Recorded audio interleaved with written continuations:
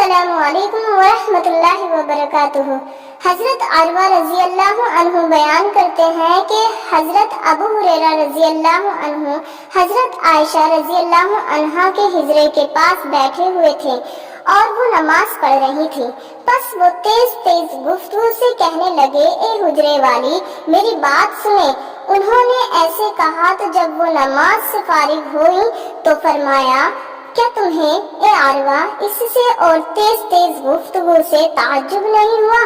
حالانکہ رسول اللہ صلی اللہ علیہ وسلم اس انداز میں گفتگو فرماتے تھے، اگر کوئی شمار کرنے والا چاہتا تو اسے شمار کر سکتا تھا، یعنی آرام آرام سے بالکل واضح گفتگو فرماتے تھے۔